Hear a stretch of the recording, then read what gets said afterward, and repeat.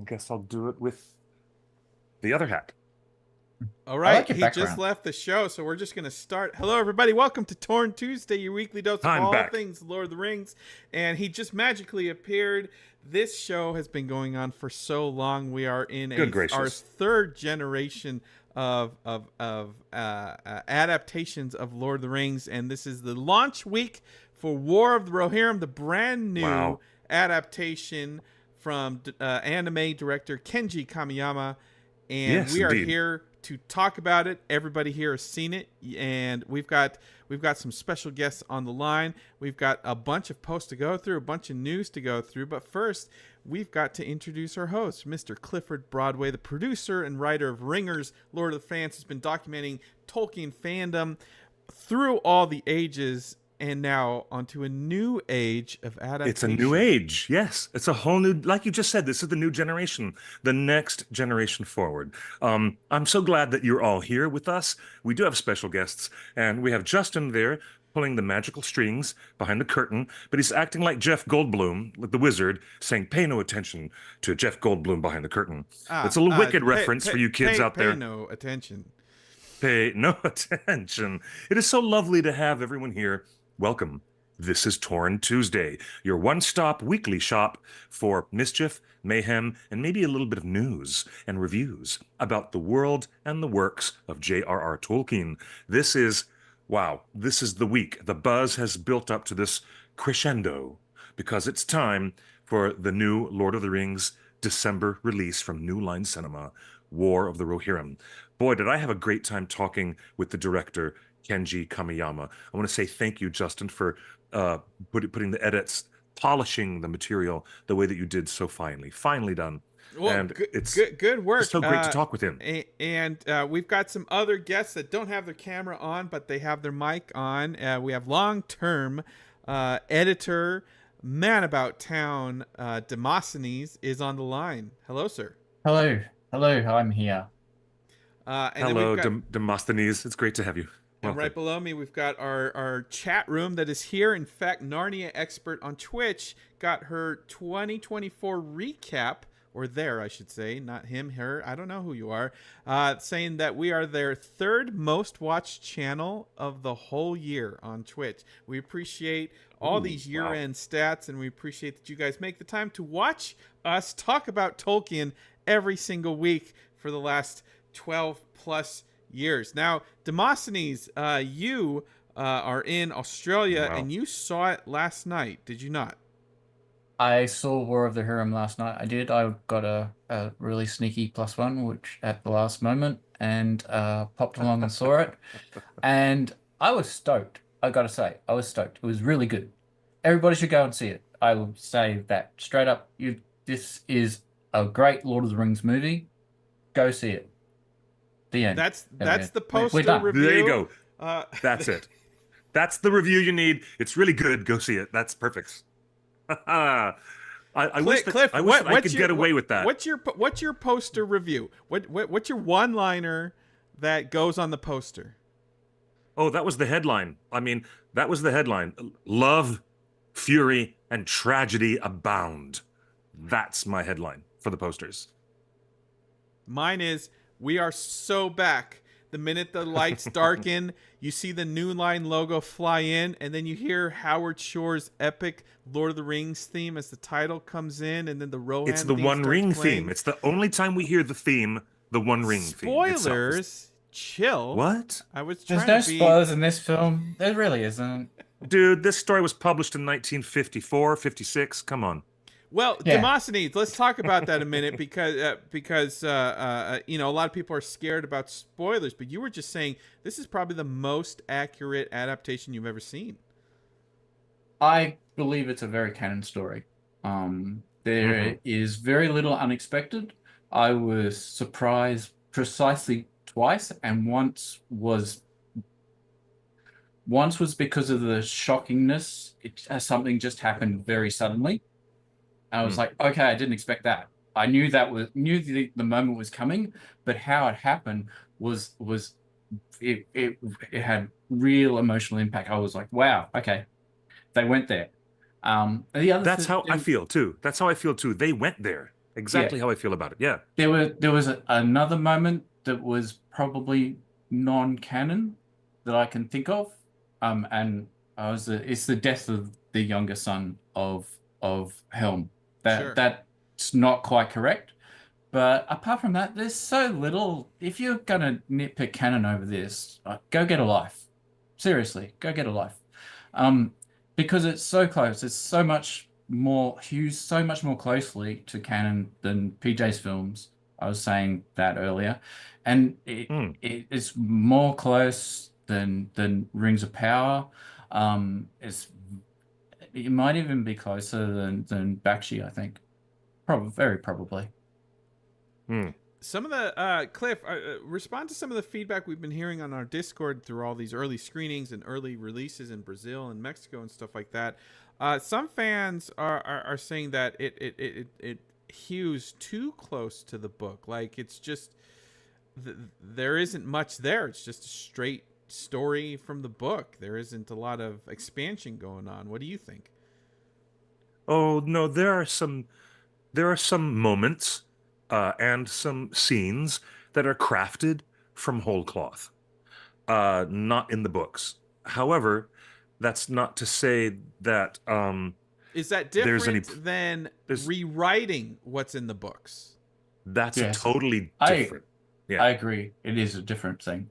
very different. Do you know, I wish they say that brevity is the soul of wit, but I had to write 2,000 words for my review, and I tried my best to be spoiler free, because, everyone I've known, almost everyone I've known said, "Oh, thank you. I'll check out your review after I see the movie because spoilers." And I'm laughing at the irony of that because I was so carefully wrote it without spoilers. But then I think to myself, why would that be a concern for something that we've been reading for decades and we know the story and we know what happens? But it's totally funny to me. I appreciate Demosthenes that you can say it's really really good. Go see it. Mm. But I couldn't just write one sentence for my review. I had to spill guts, my Yeah. own. But there's my own affection, and I have to admit my bias right up front, ladies and gentlemen. I have digested and consumed anime and have been a regular fan of many, many different types of animation, including American animators, European, Irish animators, and I'm especially keen with what they're doing in Japan. And as you are as well, Demosthenes, you have a great appetite for these things as well. So my bias comes in pretty loud and clear in the way that I wrote my review. There's nothing going on there that is unseemly for a Tolkien adaptation. It's just so well done. And that's because I think the sensibilities of the story are already there in Tolkien's very brief sketch of the story in Appendix A. And to the filmmaker's credit, to the credit entirely of Philippa Boyens saying, look, Jason, the other executive producer, Jason DeMarco, and telling other people, if you have these ideas for an anime, let's zero in on this one. And she was right. Her instincts were right to zero in on this particular thing because we haven't done Lord of the Rings IP as an anthology quite yet. And it's starting to look like now New Line, Warner Brothers, is going to keep their license going and continue to make films. And so this is our first taste test of an anthology story as a standalone, separate thing that is not in any way connected to any ring of power or any of that storyline. Mm. No rings of power of any kind, no single one ring to Is have a that a giant detriment war at this over. point? We've had 16 episodes, 2 seasons, Yes, $2 billion spent creating yeah. a mythology, a on-screen mythology from the Second Age.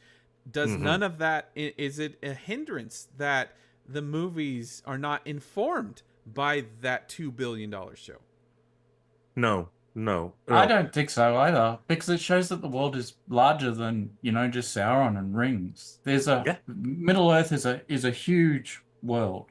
And you can find lots of stories outside of Sauron and rings. Hmm. Um, and for the filmmakers, Kamiyama-san and everybody else to explore that is really good, and for Warner Brothers to take up that bat and have a go at it, that's also really good. It's really brave, and I think they Yes. made it work because the story they chose is good, and they made it into a really taut script. I think that's the Hmm. key of why I enjoyed it so much. The script is really taut. Yep. It goes hard, and it's just really tight. I really loved the nobody's gonna get out of here sensibility of the story. And Mm, and Kamiyama-san and his team of animators actually choosing to go that hard and to say no one's gonna get out of this. mm, The seriousness of the story.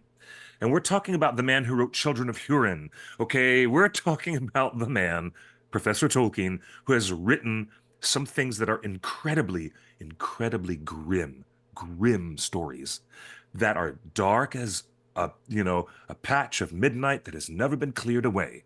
To borrow a phrase from Bilbo, the 1970s Bilbo animation, The Hobbit. There's something in choosing to stick with the darkness and the seriousness of it. They're not wasting time with humor. No little hobbits are here cracking jokes about second breakfast. There isn't a John Rhys Davies cracking jokes about nobody tosses a dwarf. The storytelling sensibilities are a bit different from Peter Jackson in that sense that the less humor allows them to zero in more on the drama. And I loved mm. that choice. I loved that Do you think sensibility. that choice is a reaction both to Rings of Power's everything in the kitchen sink concept and Hmm. some of the feedback that Peter got on the Hobbit trilogy, extending one tiny children's book into a trilogy? Yeah. Yes, I would think so. Hmm. What do you think, Justin? Do you think so? Uh, well, my personal I'm putting you on the opinion. spot here. Look, Yeah, my personal opinion please. is it was missing the Lord of the Rings magic a little bit. Like, I wanted some humor, and this is the first thing I told you, Cliff, when we walked out of No, that theater. when It you was read the missing. Silmarillion, when you read the It was Silmarillion, you're going to be missing like, some humor. "Wow, this is so It needed different." some breathing room. There were a couple Nah. characters. You pointed them out too. There are a couple characters that could have supplied some of that youthful ignorance and lightheartedness that it was just missing, and it's missing. So it's missing any humor. It's missing any magic. It's missing. No, how can you say that if it's It's missing any missing magic? all of the other races of Middle Earth. There's no wizards or Are you elves or talking dwarves about or ents wizards' or I behaviors? think he's talking Or about literal are you magic. talking about wizards casting spells? Or are you talking about the you, magic of the place of Middle Earth? the soft magic of Tolkien's story. I felt it was lacking in the soft magic of Tolkien's story. This is It doesn't a need it. straight It is story. certainly not. This story doesn't need any spellcasters. You don't need a magic user with you on every dungeon crawl, do you? No. But I mean, guess what? This movie is not a dungeon crawl. If anybody in the room is going to say, "Oh, I'm not going to go out on a grand adventure without a wizard or a spellcaster with me," great. But this is not a road movie. This is not an adventure movie. This movie is about heartbreak, tragedy, family drama. That's why it works for me because it's willing to go there and take those risks to be there. But how can you say it's missing anything? I'm like, all right, okay, I guess Hera. the Rohan storyline in the Lord of the Rings movies wasn't my top three storylines of the Hmm, series. But Yes, it's doesn't everybody emotional. love Helm's Deep? good point. Yeah. Isn't that like a high watermark of cinema? I Uh, thought so. I yes, mean, I it's don't love Helm's Deep, to be honest, in PJ's movie. I think it's a bit long, but hmm. but I know a lot of people love it. So there's something there. Does this meet your opinions of Helm's Deep in the movies, especially the climactic final battle?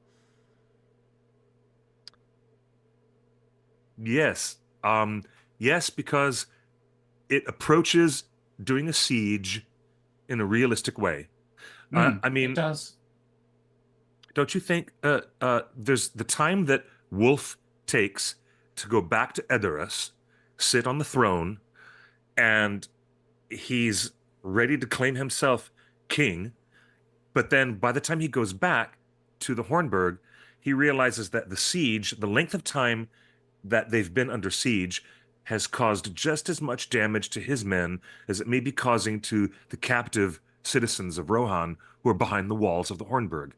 And that kind of realistic consideration of what it's like for both sides of people under a long, long siege. And this is, of course, a depiction of the long winter that Tolkien wrote about, and the way that the ferocity of the storm that lasted for many months longer than it should have was so devastating, and it just happens to be depicted in a really a realistic way. For even for an animation, it's depicted in a realistic way. The storms, the ice, the hardship, the hardship. So Tolkien will write stories about his battles that last for years and years, and a siege, the siege of Thingor How many years did that last? I forget. But in a 2 hour film, they have to compress time and give you the sensation that these people have been under siege for months. And they still do. Even without a title card that says 3 months later, because they never did that, you still get the feeling that they've been under siege in the Hornburg for a very long time. Yeah. They And, do a you really know, good job of that without putting text on screen. They show the yeah, passage of time very well in this. yeah, Let me ask both of yeah, you, starting with agreed. Demosthenes, what does this movie fulfill the desire to see Helm Hammerhand's story in full? Do you feel this is a fulfilling uh, adaptation and retelling of Helm Hammerhand for the ages? I really like the Helm story. So, and so I've read it a lot of times. And yes, I think so because I see the the story of Helm in there and his fall and the fall of his house in a way, and the way that what you say, his nephew succeeds him, the 10th king, Freolof. Freялaf. Freolof. Freялaf, who becomes the second Yeah, line of kings. Yes. and that's all. It's all there. It's all there. It's really good. It's all It's, there. and And there's a little bit of Saruman too, and that's yeah, really good too. and that's actually mentioned right in Appendix A at the It lower, is. just go down lower down the page, a couple of Yes. paragraphs lower, and there it is. Saruman took possession of Orthanc and Isengard. Mm. And, uh, the fact is that the Gondorians owned it, they still claimed it, but they allowed Saruman to take ownership, or rather, the keys and guardianship of Isengard. And even the briefest cameo of that character brings us right back to Appendix A. It's written right there. The way that Frealof goes to Dunharrow, you know how nice it was to see Dunharrow visualized in animation? Because it's such a great, interesting place to me. And there's Frealaf, and I'm like, wow, they're really every single little tiny thing that Tolkien wrote in about 2 pages is there in the film. There are No a more, couple of no less, except for some there's extra action bits. Yeah, so Helm initially went out to meet Wolf, and they fought at the Fords of Isen, and he lost, and they fell that is back. And true. they didn't show that because that would have been Yeah, another battle to do and stuff like that. I understand that. yeah, So there's not that, but it's still the Helm story. It hits all the right notes, and Helm dies, duh, and duh. he's frozen there in front of the gates of the Hornburg, and that was a really cool moment of animation. I thought that looked great. You should have Um, heard the responses of the audience. There were people next to me who were like, mm, oh, oh, yeah, because they showed Helm frozen mm, there at the front gate with mm, all these dead bodies around him that he yeah, had single-handed, with his naked fists and his naked fury, had just killed these men with his bare hands. And my friends were just like, whoa, that's badass. I could hear yeah. them right next to me say that. It was a great heroic moment. Yeah, Um, yeah, and that heroic last stand thing, going back to Children of Hurin. That's the Hurin thing. It comes through in Tolkien again and again. That heroic last stand where yes, the hero dies. And I, I don't know. Do you think? I noticed that Brian Cox got top billing Mhm. over Gaia Wise and Luke Mhm. Pasqualano. What's your opinion on who is the top dog in this film? Do you think it's Uh, Helm? Do you think it's Gaia? Well, the reason why certain actors get the top billing is because of the efforts of their agent and their manager, and that's all Right. behind the scenes Mm, negotiations. It mm, isn't necessarily to state this is the lead character above the other characters. That's like Gaia Wise hasn't been in the business as long as a veteran like Mr. Cox. right. Right. Um, but no, I really think that it might be, you know, 60% Hera's film, maybe Mm, 70, but it might be 60-40 with 40% Helm and 60% Hera. But that's it, the proportions are just right. Um, when Helm is off screen, he's constantly the reference point for mm, other characters in the narrative. Even when he's not there, what other characters are doing, his daughter, his sons, the other people, his enemies, it's a constant focal point, even if he's off screen. So I think it's very much, like I said in my written review, it's just as much Helm's story as it is Hera's. And which I is was, how it should be. yeah, agreed. There was some nonsense troll on Twitter who was telling me that I was falsely framing that statement. And I'm like, dude, you haven't even seen it. Thanks for your hot take, but delete. There's it is not in any way framed incorrectly to say it's just as much her story as it is his. Because we're And talking Helm about family. Yeah, Helm the family lives for a long bonds. time through the film. Yeah. He lasts in a sense longer than I expected. I was like well past two-thirds of the way. It's like Yeah. maybe three-quarters. He's still alive. Hmm. So if you're thinking, Helm's not gonna make it, well, he's not gonna make it, but he makes it for a lot longer than I expected. Right. Um, You know, which is pe interesting. people had a misunderstanding when I think I was at IGN or discussing film. Somebody said, "Oh, look, here's the opening 8 minutes of the film," and I was Mm. like, "No, dude, that's in the third act. That big 8 minutes sequence was in the third act, not the opening of I the mean, film." I mean, I Gosh, it mean, was so guys, silly. do you remember when the Lord of the Rings was coming out and like kids on the internet were guys on the internet were complaining that Eowyn would never beat the Witch King. You know, a woman can't beat her. Like these internet debates have been going on forever. But speaking of internet comments, there was a tweet about 6 weeks ago, one of the earliest ones. Cliff, I remember we talked about this Hmm. reviewer who said, "I'm not allowed to say anything, but I just saw the movie." And he said, "I loved it. I'm not a big fan. I haven't read the books. I enjoyed the movies, but there is a ton. He could tell that there's a ton of little Easter eggs for the hardcore fans. Do you remember that There comment? are some Easter eggs. So without Yeah. spoiling them, did you guys pick Yeah. up on it? Because I feel like you not only picked up on some Lord of the Rings Easter eggs, but there were a lot of nods to other anime. What are some of the things that you noticed? The one that I've really noticed is Helm's fist clench, Hmm. That's a good one, Demosthenes. I wasn't even thinking about that. That's a good which one. I think is really funny. I can't think of any other anime nods. Um, I mean, it's not like Cliff, there's you an were talking Akira bike about slide. the boy character kind of had some stuff, and Leaf? the old lady stuff kind of felt Miyazaki-ish. And didn't you ask about that in your interview with Kenji?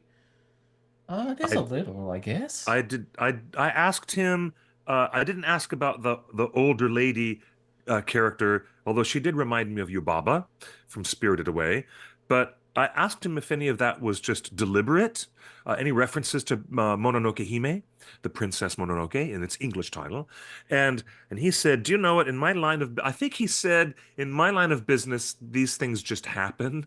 There are animators who will find that a reference or an homage to Miyazaki will come up whether it's intended or not."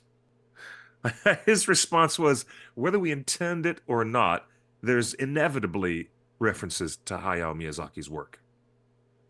And Cultural osmosis. What about Nausicaa? Well, I think Hera's outfit is a little bit like Nausicaa's outfit.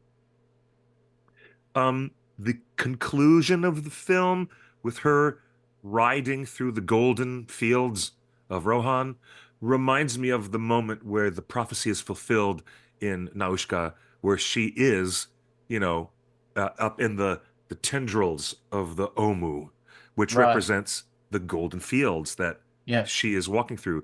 But in that prophecy in Naushka of the Valley of the Wind, the prophecy misidentifies the person as a male savior figure and doesn't say it's going to be a woman who is the savior figure in that prophecy, which is spoilers, a big spoiler for Naushka if you haven't seen it. Huge spoilers for people who have not seen Naushka of the Valley of the Wind. Yeah, oh my God. No spoilers if you Yeah, have no context like me of what he's even talking about. I don't even remember what he will say. that's because you don't have an appetite for anime and you don't watch it.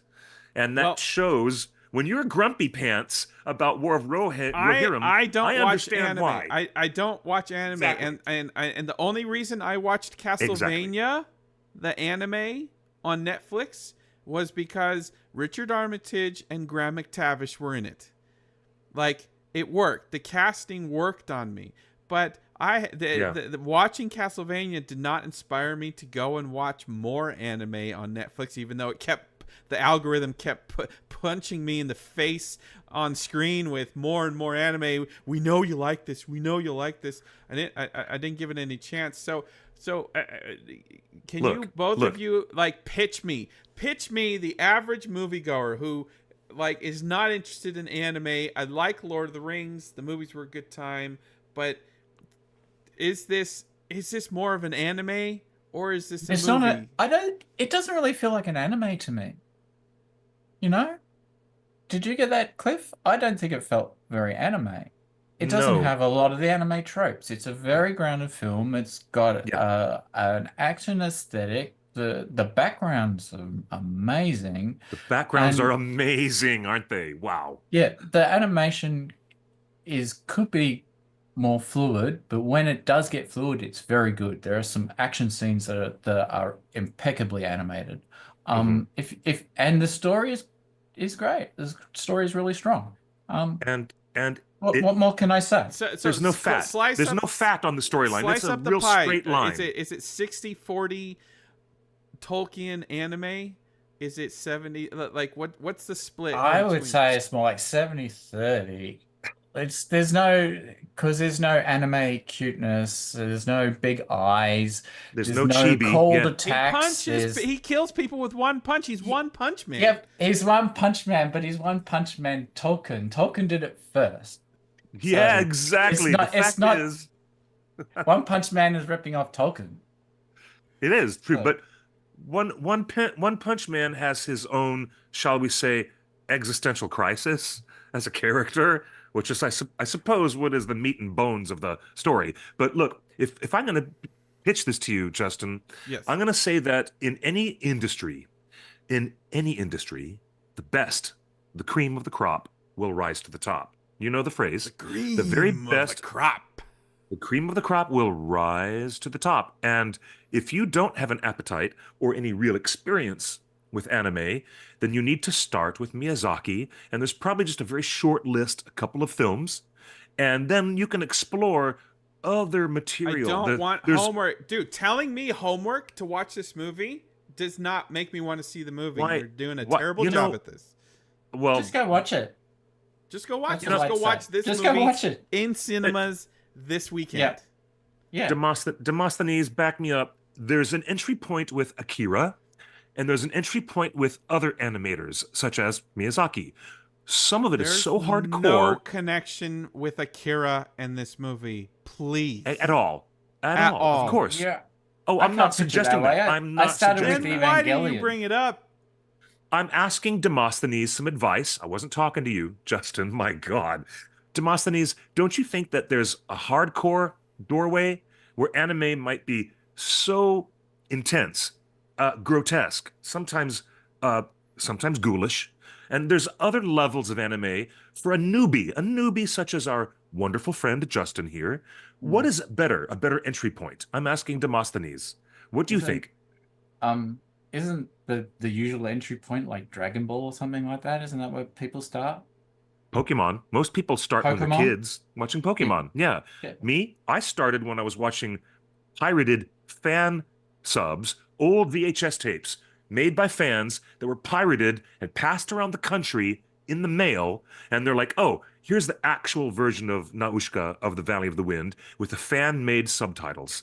And that was my first introduction to that, was Naushka. That was the beginning of it all for me, really. Well, I think there's so few anime tropes in this that it doesn't really matter. You can just go watch this. You're Yeah. not going to go. Yeah. No. Yeah. You're not going to have Yeah. a Agreed. problem going. This So, is incomprehensible let me. because of weird anime stuff.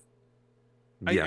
And to the weird anime stuff, I mean that anime has that reputation, and that's one of the benefits of that genre, of the anime genre, is they can do amazing things in animation that are just so Mhm. unrealistic. And I guess that there were a ton of comments in the chat room earlier when I, said that this movie was lacking some of that Tolkien magic. I guess that's where my comments were coming from, is that the genre of anime itself is famous for hyper magical, hyper humanist things you just can't do in live action, right? And Yes. Yeah. and I expected that some of those magical elements that are hard to do in live action from Tolkien Mm. could have been in this movie, and I thought that was lacking. That's where not That's every story needs hobbits, and not every story needs elves and wizards doing potions and stuff like that. I agree with everybody in the chat room. Not every Lord of the Rings movie and TV show needs a Harfoot or a Hobbit or a Fallowhide, but there was the genre of anime and the opportunities that the format could introduce that got me hyped. And then when there's none of that, but maybe I'm wrong. Maybe you guys have a different opinion on. No, that's a very interesting point to make. That they Hmm. could have used all of those anime tropes to make something really fantastical in the literal sense of the word, like a Lewis Carroll crazy thing, and they chose not to. They chose to do Mhm. this very grounded story instead. I think that animation needs to serve the story rather than the other way around. That's my opinion, and that they've done that in this instance. If they made a different story, if they like, I don't know, what's a crazy one? If they did um something with dwarves or something, or the Witch King of Angmar, that would require more magic, or something Lothlorien versus Dol Guldur, that would require Yeah, more fantastical elements. the reawakening of the Nazgul would be Yeah, yeah. an So if they did interesting. that like that, I could accept that they would have those sort of elements in there, but that sort of Hmm. approach doesn't serve this story. And in the same vein, nor does humor so much. I mean, they had some humorous characters like that, the crazy lady, the old woman, I mean, Yeah. Yeah. and Leaf was a little bit of a supposed to be a lightning character. Um, but and Kamiyama can do humor. He had it like throughout Ghost in the Shell standalone Mhm. context with the Tachikomas. They were a humorous element, but they also Yes. had a very philosophical purpose as well. Yeah. And but this story is the Rohirrim story is not so much about humor. It's about, like Cliff was saying, fury and anger and interfamilial angst, and Hmm. it, the that's why it's a little bit darker. I don't think it's super dark though. It's not a super dark story. It still has a happy ending. Yes, but I have to admit, there were moments of music that teared me up. There Yeah. were Yeah. Do you remember that lament that Eowyn Oh, sings when her brother is being the placed in the yep, mound? that was really good. Um, The Oh God, it hit me so hard. Yeah, That really, really hit me was the Song of the Lament. Well, it's the and lament for Helm in this instance, I yeah, believe. yeah, um, really wonderful. And question from the chat, Otaku Senpai asks if the eagles speak. No, but the eagles don't speak, but Hera addresses that by saying, I Ah, understand, wait. Let's hold on that. No spoilers. Right? no It's a great spoilers. moment. It's a great moment that's explained in the universe. Kind of like how Yeah, It Bilbo was a really talks to good the spiders. universe. Yeah. Yeah.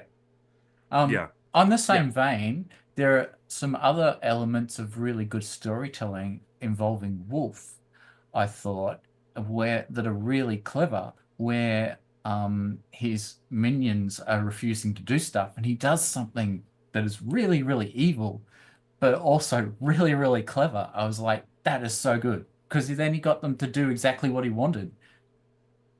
Hmm. You guys Indeed. know I what I'm talking about. I Yeah. remember the It. part you're talking Yeah. about. It. Yeah, It, it I do. worked. And I was like, that was great. That was great. And there's like moments like that throughout the story, which are just, you know, just really The sharp. story is a home run all the way through. The screenplay, the story, the pacing, everything about this is a home run. But the biggest number one issue, and Cliff, I'd like you to put this in context with the other two animated Lord of the Rings, Ralph Bakshi and Rankin and Bass Hobbit. Where would you place the quality of the animation uh, alongside Ralph Bakshi, who weirdly put Xeroxed film footage Hmm. painted over with on cells. Like the animation I really in like the effect and the Bakshi effect. I think it's really creepy. It's experimental. And Yeah, it's experimental. experimental. yeah, he was an Yes, I agree. believe it or not, he was a pioneer. Mm. And his interest in doing um, cutouts, uh, stripped video backing, so that there was a character in the forefront, but there was some video or light Mm. being played in the background. He would mix a collage style with rotoscoping, with straight up drawing on the ones, 24 frames per second, hand drawn, and he'll mix those characters in with distinct photographic characters that, as Justin has described, have just been painted over on a xerographed cell. And his interest in mixing things was very experimental. You will not find that kind of experimentation here in War of the Rohirrim, I agree. but what you will find is a deliberate approach to action sequences versus intimate drama and conversation in a room. There's a different approach in the technique, and you've already addressed that, Demosthenes. But hello, Matt. Welcome to the chat. There's I think the greatest thing that the animation does is a vibrant, really, really vibrant, colorful backdrop. It's almost as if the physical place of Middle Earth is commanding your attention at the backdrop, the way you see the Milky Way galaxy in the night sky when the camera pans up. It's just a vertical pan. Simplest camera move in the books. Vertical pan up to Edoras, the Golden Hall, but not in a way we've seen it before. It's deep in the dark of night. And because there's no light pollution like we have here in this great urban city where I can't see any stars, I'm lucky to see Venus once a night and the moon maybe. But when She's you're out only there on and Tuesdays and Thursdays. thank you very much. That's true. But the the just the environments are presented as really commanding spaces. When they enter the Entwash, they're in this forested area where there are trees, and it's near the mouths of the Entwash. And I looked closely at the map because there's a flyover over the map, and it you get the claustrophobia of being in the forest because the camera just quietly shows Gaia's point of view, looking one way, looking another. Where's that great beast? It was right behind me a minute ago, but you feel the closeness and the claustrophobia of being in a space like that. But when they're out in the great wide open and you see the brilliant galaxy in the night sky and you see the crisp snow on the mountains, it's so dramatic. It's as if Middle Earth were character itself, drawing your attention in. And that was a real masterful approach to telling this story with animation. And we're allowed that. We're just allowed that in a different way than in a photorealistic film, you know. And the locations look really good. I really enjoyed going Wow. through the rooms of the Hornburg. I Yeah. liked seeing more of Edoras, and uh, we pointed it out when we saw the Japanese trailer, um, when the initiating shot where Hera comes into Edoras and she rides up through the town. You're drawn through the town, and the people are waving at her and stuff. That's a Yeah. really good establishing shot, and I liked seeing Orthanc as well. That was really good. Or think at Um, night. That was Orthanc at night. cool. With all Yeah, those with the outbuildings, you yeah. know, within the gardens of Isengard that Mm. were the Dunlendings had taken over. And yeah, I think that Tolkien writes that. The Dunlendings had taken possession of Isengard. It's in Yeah, the they book. kicked out. They didn't take possession of Orthanc itself, but they took everything within the circle because they Yeah, kicked out the old Gondorian chieftains or whatever they were. exactly. Yeah, that was Yeah. really good. So yeah, the backgrounds are amazing. I think the characters' designs are really rich and detailed as well. Yeah. Um, um, we can maybe address this later. I think that the richness of the character designs, because the more lines you have to draw, the more work it is. I think that has a counteracting influence on the animation quality because you got more stuff to do on every frame. Hmm. On Yeah, so So I think fewer frames to draw yeah, because yeah, they're more detailed. yeah, they went for quality over speed, which is fine. I think Hmm. the quality looks great. The animation style is really lovely.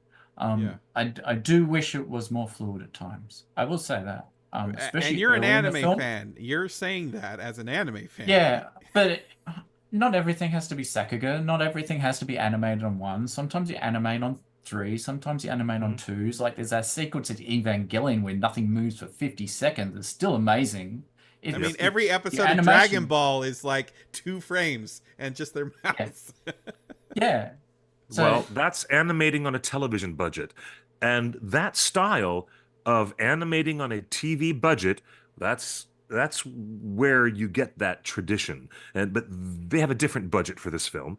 And it's, you know, it's just The wow. funny thing I for had to address that in my own review. I had to mention it at the the end. ironic thing about everybody taking notice of the low frame rate of this animation is that the last movie that came out in Middle Earth, the Hobbit trilogy, was filmed in high frame rate, and everybody complained about too many frames.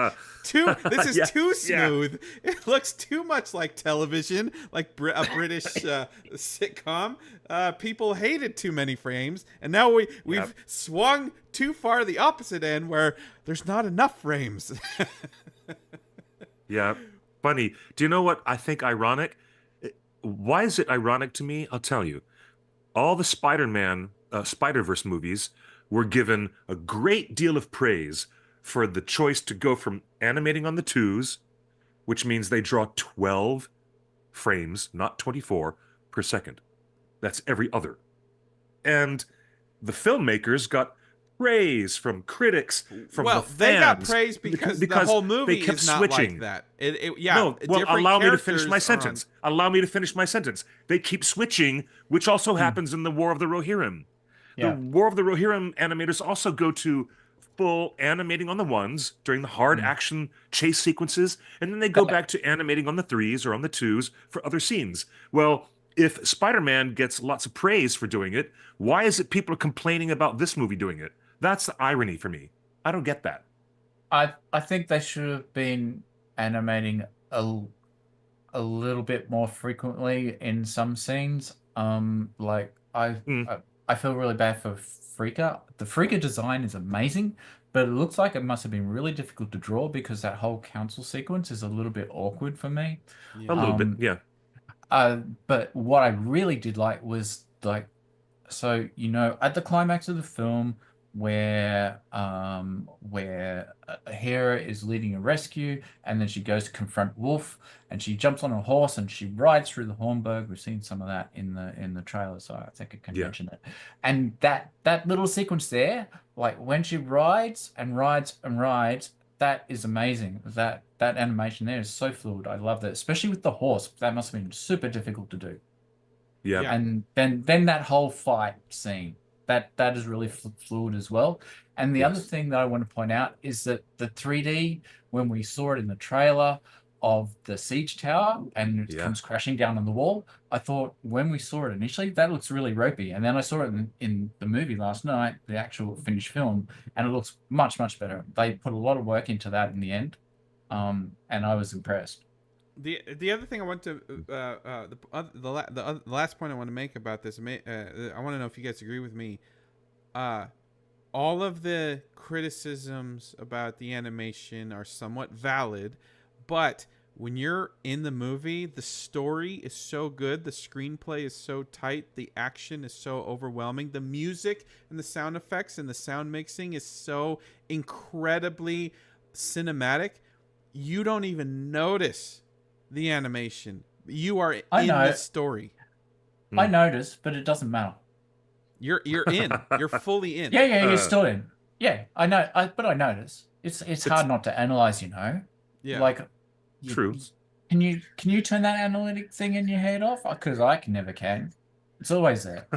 I love that Matt, Nerd of the Rings, said, my first impression, without spoiling anything, this is the best sounding movie I've heard in many years.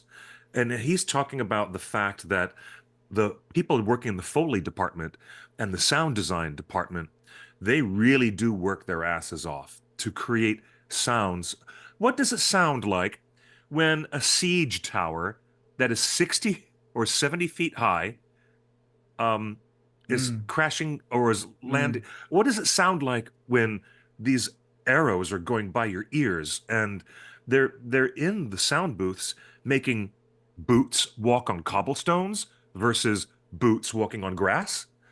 Different sounds, different approach, and it's really, really good. I agree with Nerd of the Rings in that there's a great deal of effective, really good work done by the sound design department, which leads me to how impressive is the English voice cast. I haven't yet heard the Japanese version of the film, but wow, our actors, Gaia Wise is incredible. Uh, Brian Cox is really incredible. All the performers doing their jobs in a really exceptional way. That's how Helm Really, should sound. yeah, Brian yeah, Cox sounded great. I yeah. It was Yeah. thought great. he was standout. I really like Guy Wise and Luke Pasqualano as well, and Yeah, Lawrence Ubong Williams, Yeah. the fellow who does Wolf. Freelof. Oh, Freyaloff. Yeah, he was Yeah, great as Freyaloff. he was Yeah, good he too. was. Um, the rest, like some of the Thank you, tertiary, Melonheads. I appreciate Melonheads in the chat. I thank you for that. Thank you, And, guys. some of the refugees in the Hornburg were not great. I thought just the random ones who had one line. But Yeah. they were a little bit iffy. But apart from that that, felt like a bunch of again. This was recorded during lockdowns in 2020, so I can imagine that a lot of those small voices are just like folks around at Weta, like, hey, who's got a microphone at home in your closet? Like, Brian Cox recorded most of this movie at his home in his closet. Yeah, like it's that's hard to tell. yeah, it's incredible. And to put a button on the Brian Cox conversation, because a few people have been talking about this in the chat room and on Twitter. Brian Cox is an actor. He is a thespian. I'm sorry. He is a Yes. Shakespearean thespian. So Yes. he doesn't need to know whether the King of Rohan is elected or the details of the minutia of Lord of the Rings like we all do. Just appreciate that he's on board and he made Helm everything that Helm should be. He didn't phone anything in. Agreed. I don't think Agreed. he phoned anything in. Not in that. No. No, not a Agreed. single Emailed thing. it in. He probably punched that microphone himself. Yeah. I can imagine him um, doing that. I would. I don't. I mean, yeah, you're right about the scenes with Freka. His design is amazing, but Mm. there was a feeling of his movements Mm. being less than what they should have been. They wanted But to make him really expansive and expressive, I think, but then they just didn't have the resources to follow through on that to make it fluid. Because like he has mm, these huge arm movements and he's yeah, pats his Yeah. belly and stuff like that. I think that's supposed to express his personality, and I just wish there was because it's obvious they wanted to make that a character acting moment, and they just didn't have the resources for it, which is a bit understood. sad. Yeah, I agree. Who else? There's surprise voices of Dominic and Billy, and As we'll have soon to as you wait. hear it in the Oh, movie, was it you'll know. was it Who's Billy as gonna not well? be able to tell that's them? You know? I It's knew pretty great. Dominic. Was it Billy? The other guy was Yeah, Billy. Yeah. Oh, yeah. okay. Well, there you go. There you So That go. who was. was There the you go. snow? Who was the snow troll then? We don't know. I don't know who was the snow troll. Stephen Colbert. I don't know. I'm just making it up. Let's go into some of the news from this week. Let me bring this up on screen. Of course, this is some wonderful artwork that Warner Brothers put out. I tell you, the marketing campaign has been pretty darn good for this movie. The premiere in New Zealand was yesterday. They had the premiere at Hobbiton. If you can believe it, a Lord How of the Rings beautiful. movie premiere in Hobbiton. There's Brian Cox, Philippa. There's the whole crew. Peter's on the left, Artie in the middle, Kenji, Jason's all in the middle. I mean, just look at that. There's Miranda Otto, Brian Cox. Man, this is But just amazing. they were doing signings as well. I saw in one clip. Like there were fans there, people. Not it wasn't just an exclusive thing. It looked like. Oh, that's great. Here's a little clip. How Let's cool. see if Yeah, let's it see might if have been this this will clip. play from the London premiere, which was last Tuesday, Ah, which we okay. covered. Watch his left hand. Ian McKellen pinches Peter Jackson and Peter runs doesn't away. even know it's him. Ian McKellen, the old prankster. This was at the London premiere, folks. This is the Tolkien clan. Yes, folks, this is the new generation of Tolkien family, the new stewards of the next generation of stories and adaptations and everything else to come about. Royd Tolkien, of course, is in the middle, standing tall. Cliff's old friend and the rest of the family. No, I don't see any gray hairs or gray beards there. That's a young-looking Tolkien family. And the reason I wanted to bring up this photo, Cliff, this is the first time seeing this. Is kind of like, wow, we're in a new age of Tolkien, right? We're in a new age. We've got the TV show, we've got new movies coming out, and now we have a young family about to take the reins. And I'm excited. I don't know. This picture got me excited about the future. It's not a bunch of, Yeah, old, I get that. I don't know how you guys I feel. wonder, this is the whole extended family, really? So, Are these people going to be working on Hunt for Gold? no, this is the family. The Warner Brothers is the studios are doing the movies and the TV show, but the Tolkien estate does the is responsible for everything Tolkien, the literary legacy. Oh, Future you're being books. literal Tolkien family. I thought you were being metaphorical. No, Justin, let's clarify. I also thought maybe you were being metaphorical for a second, but these are all relations? Yeah, Distant relations. Are they? yeah. Tolkien family. Wow. Okay. Anyway, I think basically Yeah. the point I was making is I think there is an opinion, a visual expectation that when people think of the Tolkien estate and the Tolkien family and Christopher Tolkien, and they think of like, you know, old men, Hmm. you know, in the There's retirement of Priscilla. their life, you know, uh, Sure, but sure. but you know what I mean, you know, Yeah, yeah. this is Stuffy. a young looking family. Mm, mm. Very much so. Uh, Well, uh, yeah, it is time. It's time for the next generation of fans, as well as the next generation of young creators, to get in the mix. Yeah, not Justin, necessarily you're us fond of making crappy that old point. people. Yes, yeah. that's right. Well, Some of them have seen too many winters, it's called like show me. business, folks, and we've talked a Yep. lot about the show. Let me talk a little bit about the business. So this last week, Rohirrim opened up in Mexico, Brazil, and a few other markets. It made $2 million, only $2 million in Mm. 4 markets, which is not great, but it was a holiday in some of those countries, a work holiday, pre stuff. I don't know, but the box office expectations are not really great.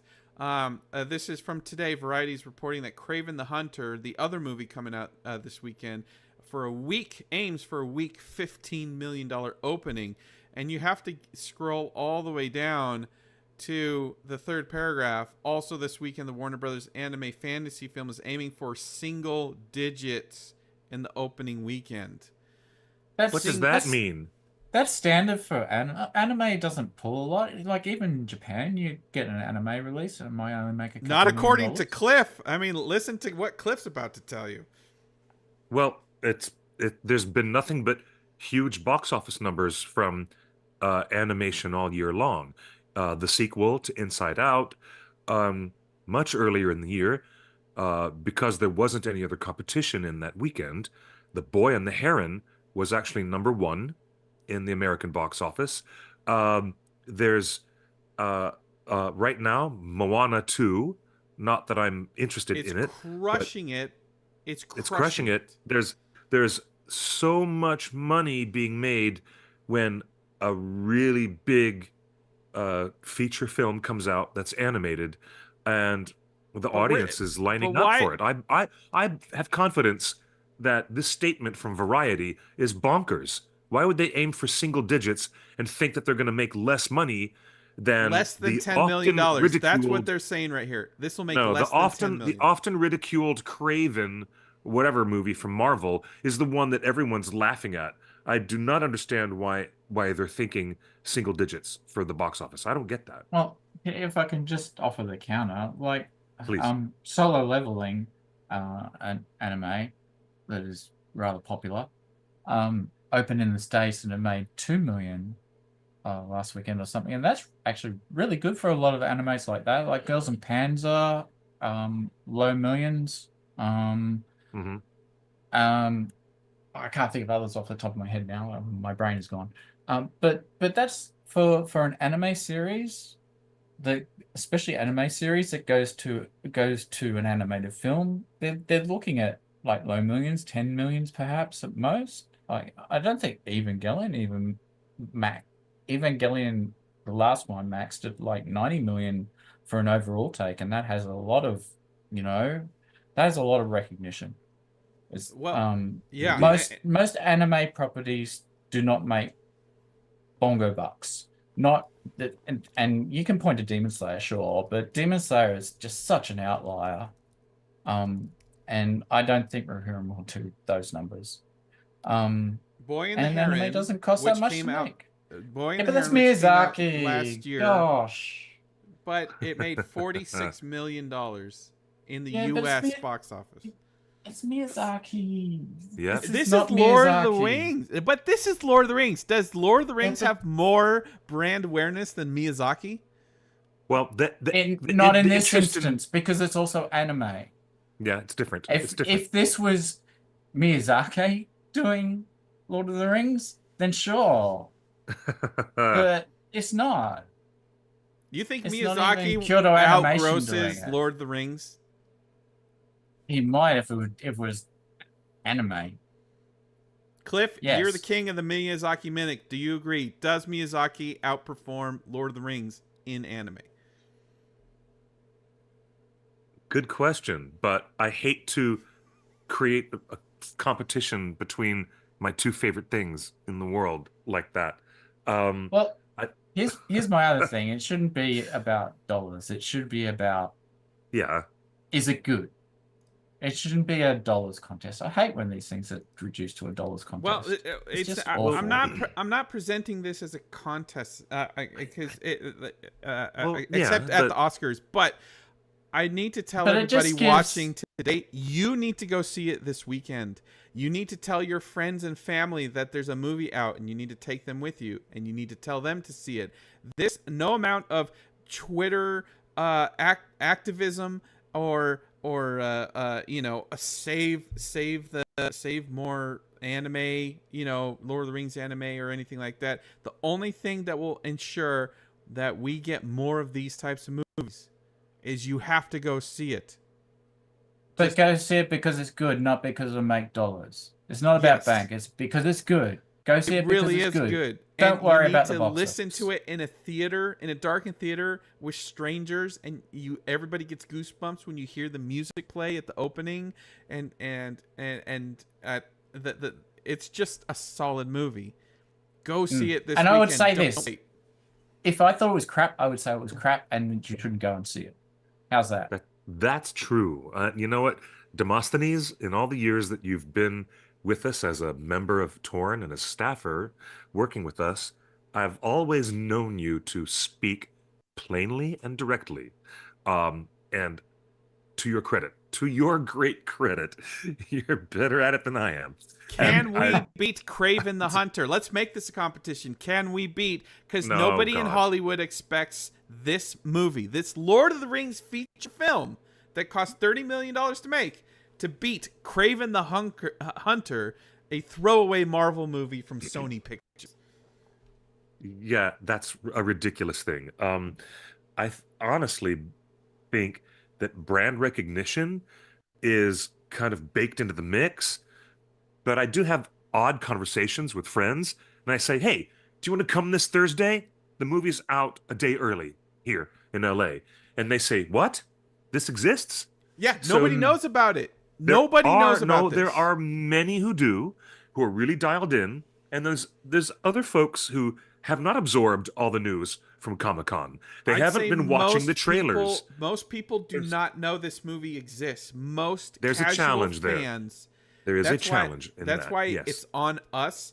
It's word of Yes. mouth. It's and it's not just tweeting. It's not just posting. It's like telling your friends and family vocally or a text message or a WhatsApp message like, "Hey, this movie's really good. You should go see it." Like, this is a word of mouth movie, because I'm telling you from personal seeing everything, not a lot of casual people know this movie exists, and it's coming out this weekend.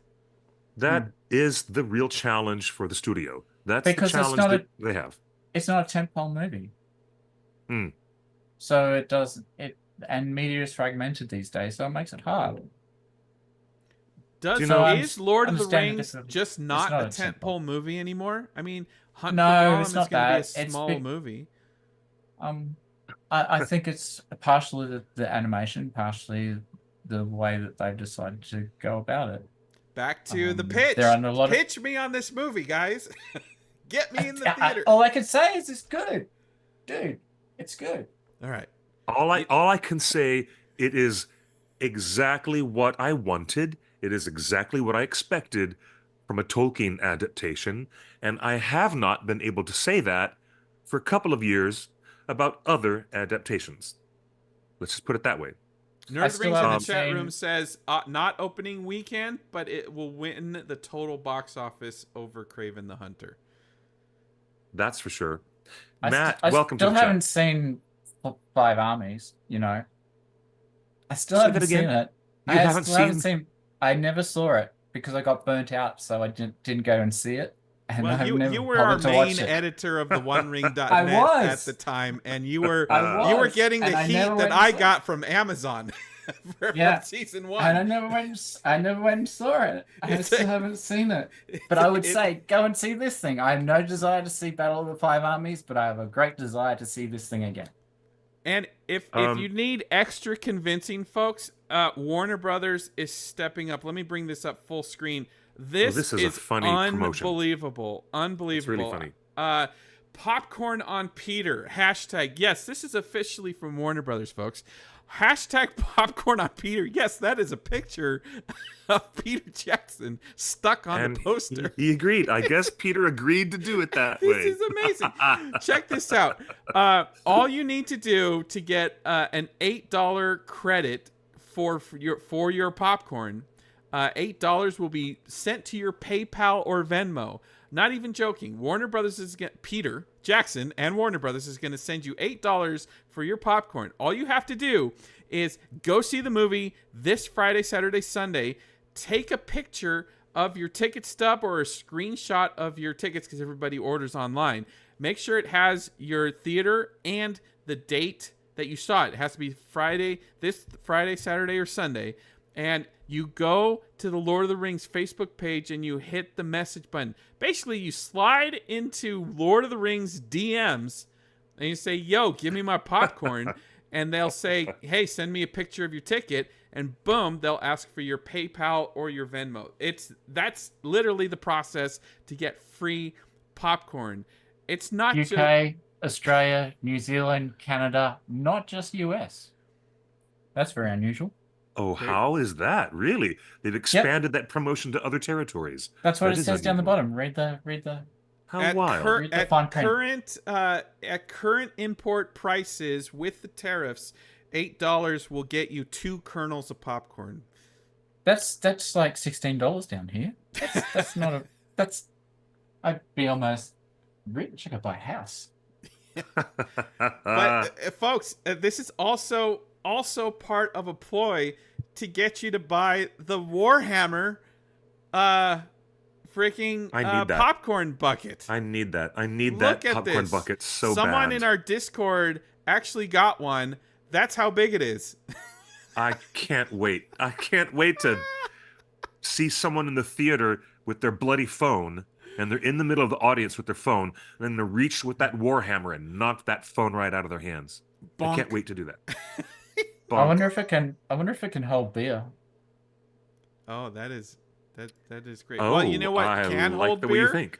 This Stein with AMC theaters. That's actually kind of cool. The others are a bit the hammer is a bit corny, but this is cool.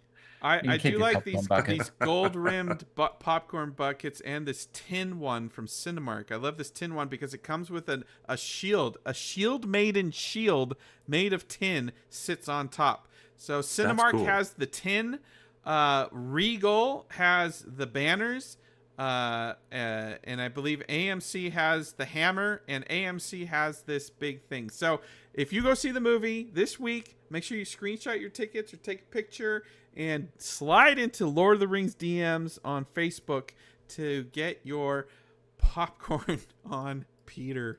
Oh my gosh, I cannot believe someone... I love that they did that. I've never seen something quite so funny. But word of mouth is everything. If we're talking about certain legs of the marketing campaign not getting to the right people, and some of my friends, and we're talking about people who are friends with Clifford Broadway. Why wouldn't they know everything about everything I know about this new Lord of the Rings movie? And I still get some surprise, crazy responses saying, "I didn't know this was coming out." So, it's correct, Justin. You are 1,000% correct, Justin. That word of mouth is going to be really important, and it is such a worthy thing for us to go and support at the theaters. It's totally worth it. All right, are these folks at the Grove in their Rings costumes? Wow. Yeah, he is a paid partnership with Warner Brothers. Look at all of the inflatable hammers that they gave away at the screening last night at the Grove. A bunch of cosplayers. Again, Warner Brothers, you have my address. You have Clifford's address. You know how to get a hold of us. we'd love to be influencers for you as well. But they had a cosplay contest at the theater, and all those inflatable hammers. I would love an Oh, inflatable awesome. hammer. Warners, are you listening? I want an inflatable hammer. That is so cool. Why didn't they tell us about that? I mean, and I've been, but we're not I've, the only ones. Demosthenes, you had Mhm. this whole photo op at your Yeah. theater yesterday. Yeah, yeah, that's correct. They oh, they had cool. another thing as well, with the that triptych background, the extended one, the one is behind you, Cliff. Yeah, that's one. Yeah, They this had one. that. That was yeah, they had that as well.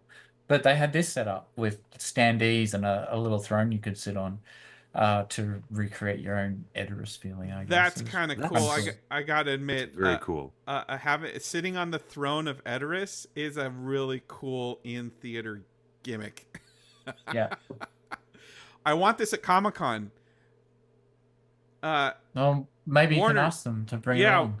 Warners. That is so cool. If you're listening, don't throw that chair away. The One Ring would like to use that at our booth at Comic Con Well, this year. The what about the cutouts. Oscar party? We're gonna Yeah, have oh, an Oscar party. Yes. do you remember the Legolas cutout that we had at the Two Towers party? Yeah. Yes. Yes, I do. That was very, very popular. It was very. And then Um, Demosthenes, you got stickers as well. They were giving out stickers. Stickers and Ooh. maps, and I can't remember what else. I didn't really look them over. That is so neat. That is really neat stuff. I Yeah, want stickers have been stickers. around for a Are while. those designed by John Howe and Alan Lee? Um, they look like the final art designs to me. They would have been done by Stato, Yeah. who I believe is Korean. That's But they right. would have been based on the original concepts that Alan Lee would have put together.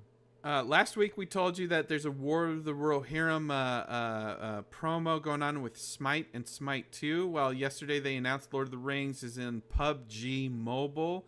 Right. You can get this epic collaboration combines Middle Earth skins and And events. you can't say that they're not trying to promote it with all That's what I'm these saying. Like tie-in the stuff. marketing is so on point with War of the Rohirrim. The marketing has been really good. They're having a go, and there's the merchandising as well. Well, yeah, Yes. and the merchandising. Oh my gosh, it's fantastic.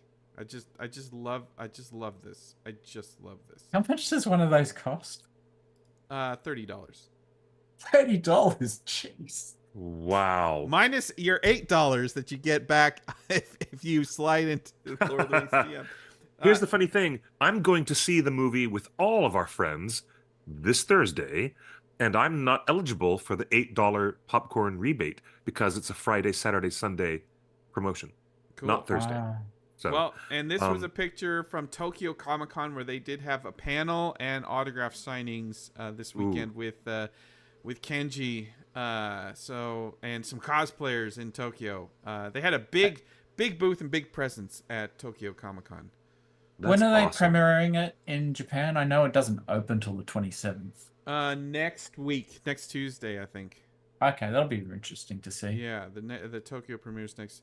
Cliff, executive producer Jason DeMarco posted on Blue Sky your review. How does it feel to have the ears and eyes of the producers of the movie?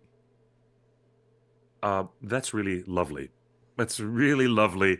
That's on Threads, right? Blue Sky. On Blue Sky. I have to join Blue Sky. I have to. I didn't know that Jason did that. And then suddenly everyone's like, "Look, Jason DeMarco is, reading your movie review." I did my best to channel my inner Roger Ebert, who professionally, he had a knack of talking about the films at great length without spoiling all the significant events of the plot. And so I did my best. But that's really cool that Jason did that. It It's is kind so of cool. fun. It's know, so you- cool. You know my opinion? It's Mm. it's really cool until they start shouting at you, and then it's not cool. True. It is Demosthenes, that is not cool. let's check in on the aggregator on Rotten Tomatoes. Can you put this number into context, Demosthenes? It looks like out of the 37 official reviews, it's got a 65%, which I guess It's gone up from 61. It's gone up 4% since yesterday. That's still a D minus, Cliff. Is it? Is it? No. I don't know. How should I read this number? Well, that would give me a pass in a subject at university. It'd probably give me a credit, actually. Maybe not a high distinction, but it'd be a Will credit. I qualify for a home mortgage with that? Sure. That's what I'm asking. Like, how should we think about this number? Because I think both of you have read some of the reviews. Of course, everybody in Discord has been talking about the various reviews. Some outlets love it. IGN, I don't know what they're smoking, but we all love it. It's a perfect Tolkien movie. Why is it not higher than 65%? I would say 65% to me says average to above average. That's what the zeitgeist or whatever you want to call it is saying. But this Just is more on than average. average. This is a good to great movie. Don't you I think so. Yeah. But maybe it's only a good to great movie for Tolkien nerds. Maybe it doesn't resonate outside. I don't know. I can only speak from my experience. I thought it was good to great. I really enjoyed it. I thought it was very good to terrific. Very, very good, right up to the word that I used in my review, terrific, hands down. Because so many other things could have gone wrong. And so many other choices they could have made could have been real crappy choices where I would stop and think to myself, what the hell are they doing? And I never once stopped and said to myself, what the hell are they doing? Never once You never was I checked pulled out. out of it. I was never, ever pulled out of the sincerity of the story. I would say that the entire thing is very watertight. And it's a really very, very good film. Yeah, please. If you had to put me on the spot, I'd give it 7 out of 9. How's that? I know that right. Rating things out of 10 is boring. 7 out of 9 sounds good. 7 out of 9 sounds great. 8.5 out of 10 from me.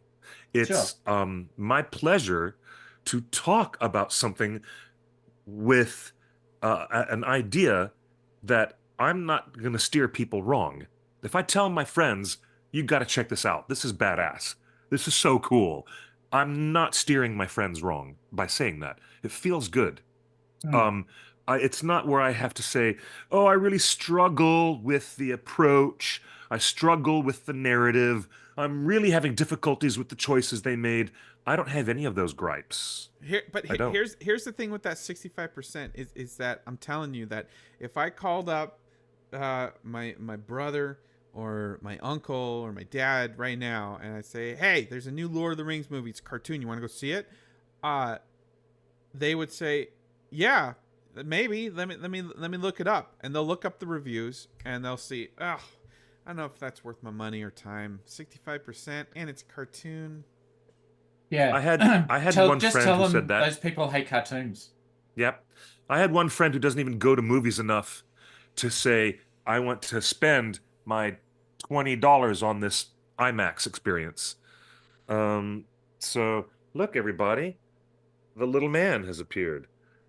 Well, just for the show, here he is. The final word on War of the Rohirrim is it's really important that everybody go see it this weekend. Please go see it this weekend.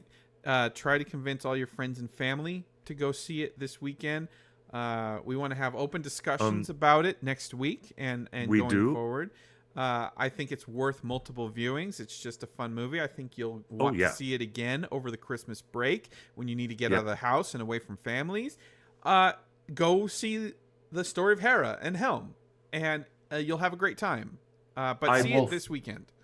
I agree with Otaku Senpai in the chat, who says that film critics are notoriously unreliable when it comes to animation. Why is that? Why? These are film critics, and they're paid good money to be a film critic. But when it comes to the animated medium, not all of them share what you'd call an open-minded approach. Like me. And why is there that ongoing bias? We should probably look at the psychology of that and do another show on that some other week about why there's a bias against animation. And that is because in the culture of Japan, they don't use animation to babysit your toddlers. It's around for adults to consume sophisticated storytelling, whether it's a mystery or a Western or science fiction or a high school drama. The American attitude towards animation is I can't deal with my screaming children. Let me put them in front of the telly or the Teletubbies or whatever animated crap, like real low end It's things. biblical. And so that's why Okay? people have that bias. It's They treat biblical. animation like it's a babysitting device, It is. not a First- real art form. It is a First real, Corinthians genuine 13:11 art form. says, "When I was a child, I spoke like a child, I thought as a child, I reasoned like a child. But when I became Nonsense. a man, I put away childish things." That like is the most. cartoons. I'm sorry to break one of our cardinal rules of the OneRing.net Torn Tuesday, but that is bullshit.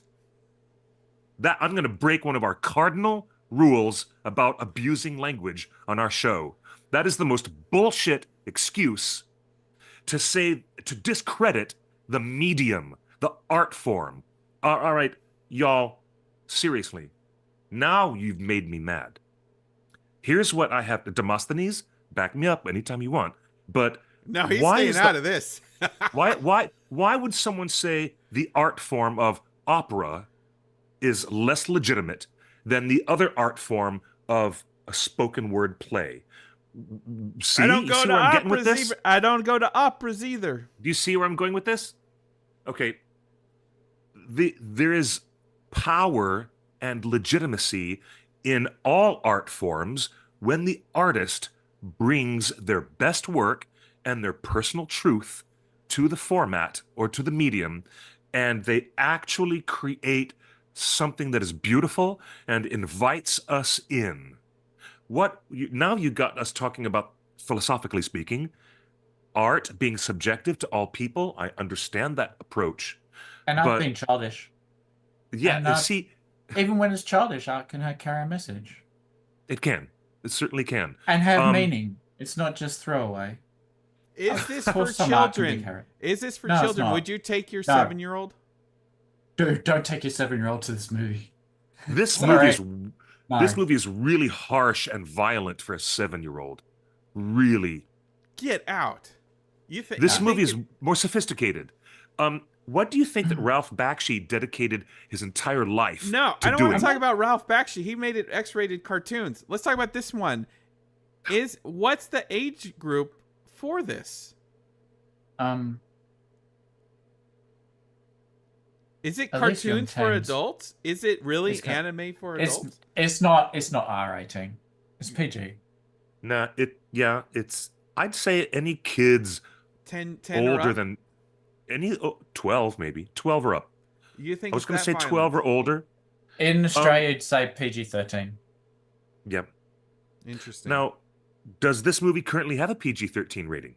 I don't know what it's rated in Australia. Interesting. Let's find out. Let's look do it up. number crunch. They Let's look- didn't show any of that stuff. They just went straight into the film last night. During your screening, was there a tribute to Bernard Hill? There was. Oh yeah. That's wonderful. That came at the end. I think. That's great. Yeah, it's at the end credits. I will take partial Yeah. credit for that. It's in the credits. Cliff, It does. you were at Here in Comic-Con. America, it's rated PG-13. I used our Comic-Con panel platform to beg for a tribute to Bernard Hill, and we got it. And maybe to your credit, Justin, because Justin, you brought that up first, and you brought it up organically, and suddenly there's a beautiful tribute card not at the very, very end, but near the end of the credits. So if you folks want to stay in the theater a little bit longer through the end credits, be prepared to take off your hat and shed another tear towards Bernard He was wonderful. I don't usually stay for credits, but I did, but mostly because I just wanted to see what animation studios have been involved. It's a long list. It And the is a music's lot good. of studios. How about that big number that Paris Paloma has at the end credits? It's really evocative and very powerful. I'm trying to decide. Yes, it's good. I don't know if I like. I still think Lorraine Ashburn's number is better. Sorry, Paris. Mm, fair enough, but I really loved it. Everybody I has really opinions loved it. here. Man, well, we are coming up on the end of the show. We ran out of time there because not only is Rohirrim coming out this week, which you need to go see, please, in theaters, but for some reason, Rings of Power decided to kick up into marketing because it's awards season. The Golden Globe nominations just came out. Rings of Power got nothing. Critics' Choice Awards nominations just came out. Rings of Power got nothing. So, but they're still trying to get an Emmy. They're still trying to get some awards. So we'll cover Rings of And Power Emmy is for television.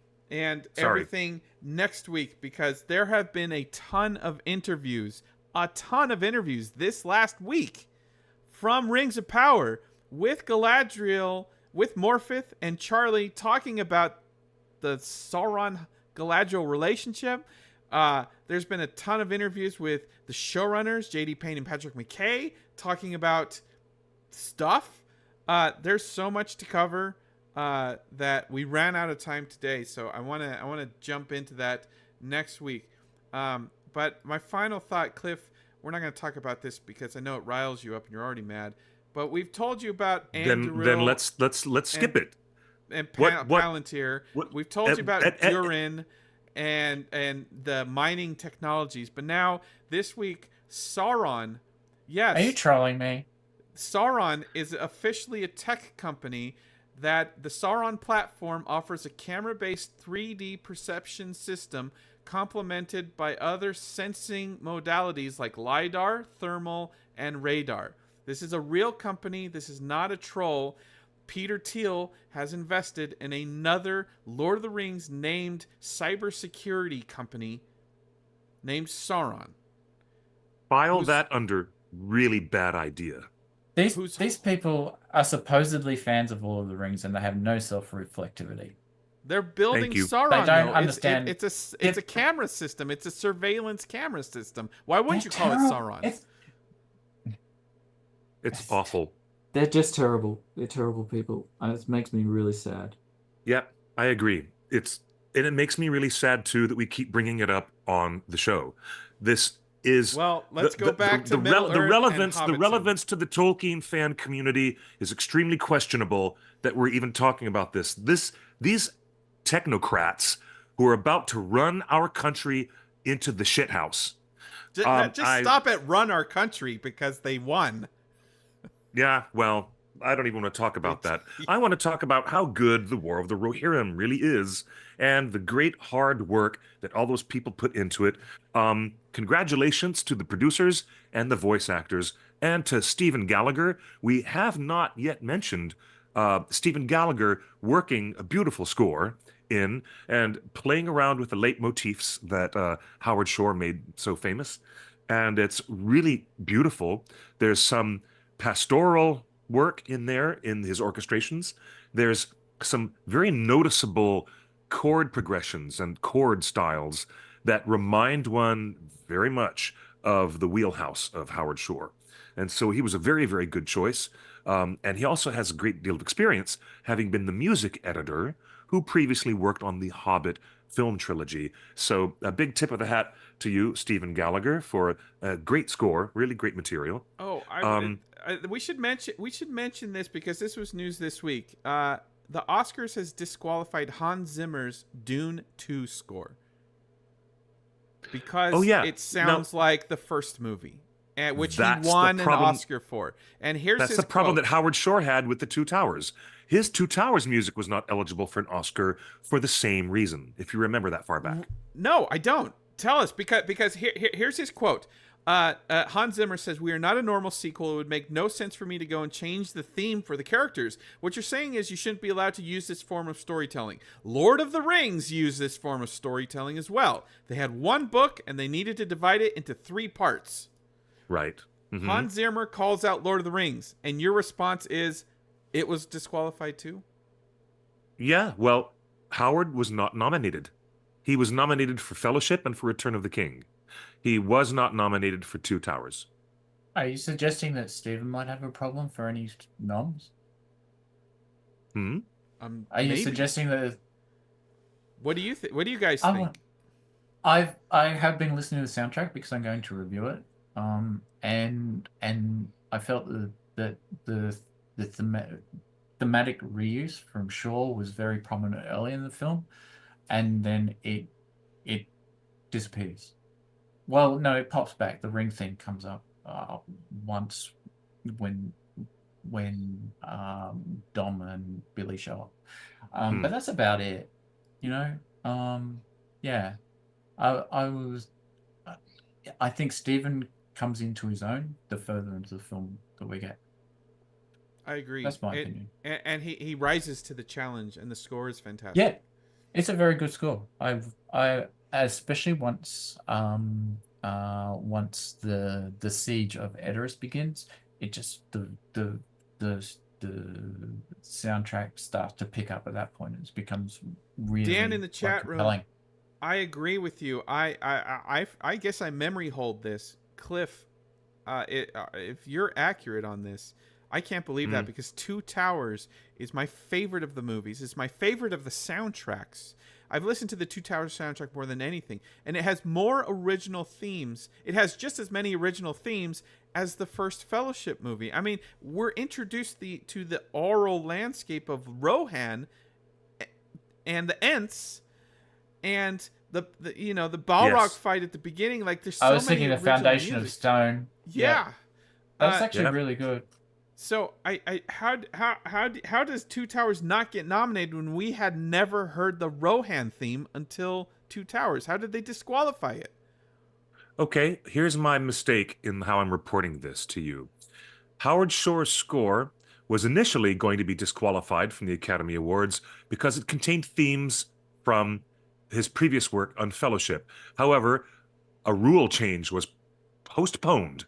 The Academy postponed the limitations of this rule change, and the score remained eligible. However, the voting members of the Academy did not nominate it. He was nominated for a different film that year in 2002, which was Scorsese's Gangs of New York. The Academy's rule now states that scores for any sequel and franchises cannot use more than 20% of pre-existing themes and music. And this rule change went into effect about 19 years later at the 2021 Oscars. Case in point, Hans Zimmer's score for Dune Part 2 has been disqualified from 2025 for the same reason, because it reused too much music from the first Dune film. So there you go. Wow. Stephen should be safe then. Yeah. It's not 20%. Yeah. It's not even 5%, I think. It's a good template for the future movies to adhere to. Just enough familiarity, but a ton of great new stuff. I'd agree with that. Yeah. Which is what they should strive to do overall as well, I think. With everything. Yeah, well, with anything new that they introduce. If you guys want to see more anime Lord of the Rings movies, different parts of different stories, I think there's plenty of opportunity. And the important thing is you have to go see this movie this weekend. Please go spend your dollars, spend your coins, and go see this movie and try to convince all your friends, because I promise you not a lot of people know about this movie and know that it's coming out this week and know that it's Lord of the Rings. But the minute they sit, I'm telling you, if you drag them kicking and screaming into the theater, the minute the movie starts, within the first 80 seconds, they're going to be happy. They're going to have a smile on their face because they're going to see the logo. They're going to hear that music. They're going to see that sweeping map. And they'll be like, oh, yeah, we're back, baby. They're going to be so happy. Like I was. Yep, I totally feel that way. It's a very successful story. I acknowledge that the studio might have some issues with the marketing and reaching those people who aren't quite reachable. But I mean, not everybody's completely dialed in to all the geekdom and all the heavy nerd It's not conversations just that we have being all the dialed time. in. Every time we post on Facebook and Instagram, we have followers that say, "Oh my gosh, this is the first time I'm hearing about it." Yep, that's still happening. That is the challenge that the studio faces. The good thing for them is that they have an excellent film, a really good product. Since we're talking about a commercial product in the marketplace, in terms of that, instead of artistically talking about it, they have a good product. Where's the demand? The demand is there. Does the audience know that the product is there? That's the question. Yes. There you go. Well, thanks for Yeah. joining us, Demosthenes. I'm You're glad you welcome. liked the movie. You were on I'm glad Rohirrim too. Beat the earliest for Torn. You were doing all the early coverage. Yeah, thank you. I want to say thank you, Demosthenes, for all the work you do with us at Torn and behind the scenes for the One Ring. It's so great to have you with us today. Thank I you. do as much as I can, but you guys do a lot too. So, big claps to you. Oh, And I love that you really liked it. I'm so glad you got to see it and that you enjoyed the film. Um, it's you know what? It's as good as I wanted it to be. There you go. It's as good as I wanted it to be. This I should have wrote that as my review. um, there's uh, your one-liner. There you there, go. there it is. The tagline, as good as I wanted it to be. Go watch Now, Cliff's interview. It's on our YouTube channel. You can watch it now after the show. You can watch it tomorrow, but it's interview about 15-20. It's about 15 minutes long with Kenji Kamiyama. Some yeah. wonderful insights, and Mm. everybody that's watched it loves it. So good work, Cliff. Thank you very much. I appreciate that. In response to Katie in the chat, making your list of comparisons to Naushka, I would do it after you see the film. Or maybe you could do both and revisit after seeing it. But you might as well just see it and then see all the parallels that you can find to Miyazaki's stuff. There's even a little bit of a Howl's Moving Castle reference where Gaia is carrying a single candle as she walks down the darkened tunnels in the Hornburg. And it really reminded me of Sophie in Howl's Moving Castle doing the same thing, just using a single candle to walk through a dark hallway, not knowing where she's going. And it's really cool. Matt, Nerd of the Rings, does he need convincing? Somebody in the chat said that Matt, Nerd of the Rings, needs convincing about seeing Studio Ghibli films. Well, I'll have a private chat with the young man about that. I'll convince him. We'll make sure he knows where to start. And honestly, Howl's Moving Castle is an exceptionally good place to start with the whole catalog of Miyazaki. That's a great place to start. Um, yes, yeah, the kitty cat is still desperate for dinner, and that's why he's pestering me. So thanks. It's time to close the show because of one man's appetite. This little man right here. Um, again, thank you to the faithful audience. You are wonderful folks. Thank you for being with us and coming back to join us every week here at Torn Tuesday. We'll be back next Tuesday again at 5 p.m. Pacific time.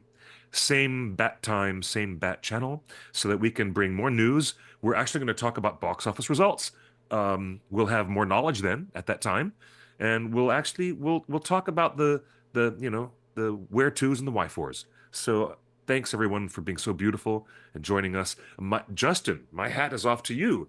Thank you for pulling the cords and the strings to make this show even happen. So until we see you folks next week, please follow us on the One Ring Net on social media. Join our Discord. You can follow me at QuickBeam2000. Pretty soon, you will find me not just on Instagram, but where the skies are bluer. I will be there very soon. Good night and good luck, everybody. Or better yet, buenos noches y buena suerte. Bye-bye.